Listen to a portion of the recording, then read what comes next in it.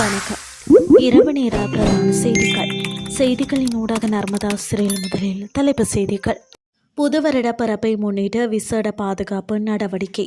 முதியோர் கொடுப்பனவு பயனாளர்களுக்கு வெளியான முக்கிய அறிவிப்பு. 2025 உடன் அஞ்சல் சேவையை நிறுத்தும் நாடு. இனி விரிவான செய்திகள்.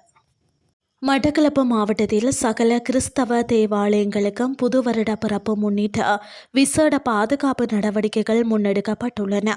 மட்டக்களப்பு மாவட்டத்தில் உள்ள புளியந்தீவு மரியாள் தேவாலயம், தாண்டவன்வெளி காணிக்கை மாதா தேவாலயம், ஈஸ்டர் குண்டு தாக்குதலுக்கு இலக்கான சியோன் தேவாலயம் மற்றும் இதர மெதடித்த தேவாலயம், இந்த மாவட்டத்தில் உள்ள சகல கிறிஸ்தவ தேவாலயங்களுக்கும் விசேட அதிரடி படையினரின் பாதுகாப்பு வழங்கப்பட்டுள்ளது.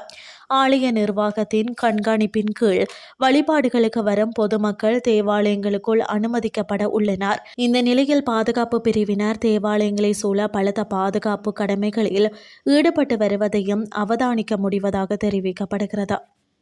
முதியோர் கொடுப்பனவு தொடர்பில் தபால் திணைக்களம் முக்கிய அறிவிப்பொன்றை வெளியிட்டுள்ளது. டிசம்பர் மாதத்துக்குரிய முதியோர் கொடுப்பனவை இதுவரை தபால் நிலையங்கள் ஊடாக பெற்றுக்கொள்ளாதவர்கள் 2026 அன்று அவற்றை பெற்றுக்கொள்ள முடியும் எனவும் அந்த அறிவிப்பில் மேலும் குறிப்பிடப்பட்டுள்ளது. இனி வெளிநாட்டு செய்திகள். டிஜிட்டல் தொடர்பு ஆதிக்கம் செலுத்துவதால் பாரம்பரிய அஞ்சல் பயன்பாட்டில் கடும் சரிவு ஏற்பட்டுள்ளதை அடுத்து 2025 ஆண்டுடன் நாடு தழுவிய அஞ்சல் சேவையை முடிவுக்கு கொண்டுவரும் திட்டத்தை டென்மார்க் அறிவித்துள்ளது. இந்த நடவடிக்கை நாட்டின் அரசுக்கு சொந்தமான அஞ்சல் நிறுவனமான போஸ்ட் நார்டால் செயல்படுத்தப்படும். இது மாற்றத்தின் ஒரு பகுதியாக டென்மார்க் முழுவதும் உள்ள அனைத்து பொது அஞ்சல் பெட்டிகளையும் அகற்றும். போஸ்ட் நார்டின் கூற்றுப்படி 2000களில் முற்பகுதியில் இருந்து டென்மார்க்கில் கடித அளவுகள் 90% மேலாக குறைந்துள்ளன. இதனால் நாடு தழுவிய கடித சேவையின் தொடர்ச்சி நிதி ரீதியாக நிலைத்தன்மையற்றதாக உள்ளது. அதற்கு பதிலாக நிறுவனம் பார்சல் விநியோகத்தில் கவனம் செலுத்தும். இது மின் வணிக வளர்ச்சியின் காரணமாக அதிகரித்துள்ளது.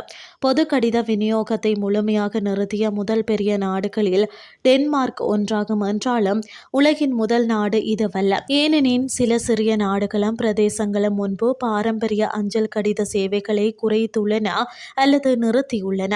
டிஜிட்டல் தளங்கள் மூலம் அத்தியாவசிய தகவல் தொடர்புகள் தொடரும் என்றும் மாற்ற காலத்தில் பாதிக்கப்படக்கூடிய குழுக்களுக்கு மாற்று ஏற்பாடுகள் கிடைக்கும் என்றும் அதிகாரிகள் தெரிவித்துள்ளனர். இத்துடன் செய்திகள் யாவும் நிறைவடைகின்றது. அடுத்து காலை 8:30 எதிர்பாருங்கள். நன்றி.